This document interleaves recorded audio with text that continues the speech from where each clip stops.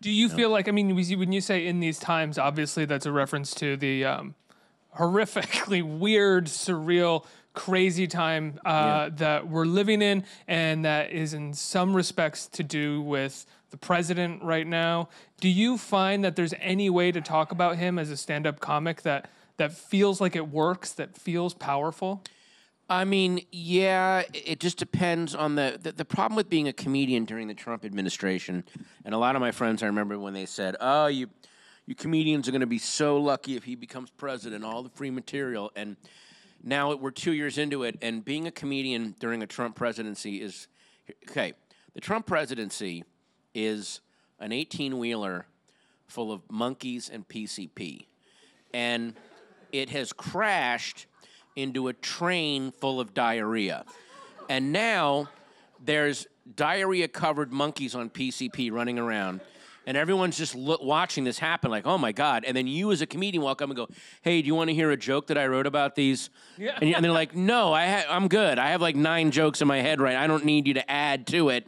Why don't you go take a break and write about something else? Like, you could not feel more superfluous. Like, I don't even write jokes, and I've written a book of jokes about exactly. this thing I can right just here. See this. Yeah, exactly. So it does get a little exhausting. Right. There's no joke that you could make about something that in and of itself is already its own joke and making jokes about itself and still sort of existing within that. Yeah, because especially part of like satire is you're mocking someone, but mocking means that they have a level of self-respect and dignity that they can be knocked off of. But someone like him who is so in his own very horrible way, he is so pure in that he has absolutely zero dignity, and he's almost like it's almost like this weird level of Zen where it's like he's reached a Zen level where he has given away all traces of dignity. Yeah. And I don't know if that makes him more powerful or more free, but he's certainly beyond mocking at this point. Like, was that a Shaolin monk level that they never got to?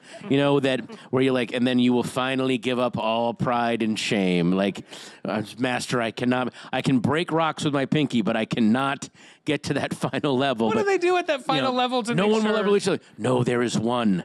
There is one in America who is about to reach that level. It's a fantastic level. It's an amazing level. The most amazing level you've ever been to.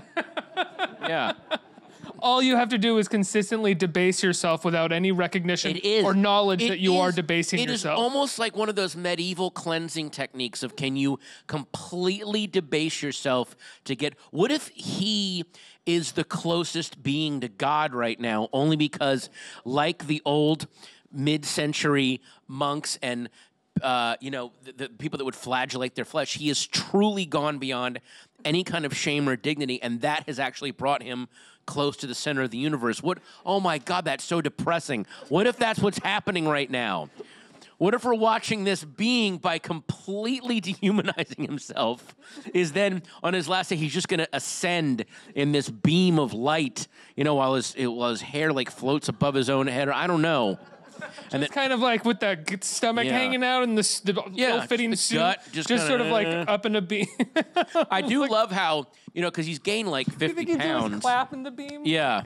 And I shouldn't talk, but like he's clearly gained the same weight that I have, but he like wears that huge floor-length overcoat, like to kind of in all weather now. Like, what are you talking about? Gained weight? His doctor said 6'3", 240. Oh man. yeah, that's he's true. Yeah, good. exactly. He's ripped. Yeah. But yeah, but like the overcoat, like that was their. Again, it's whatever the first draft solution is. Hey, just drape something over, it'll be fine.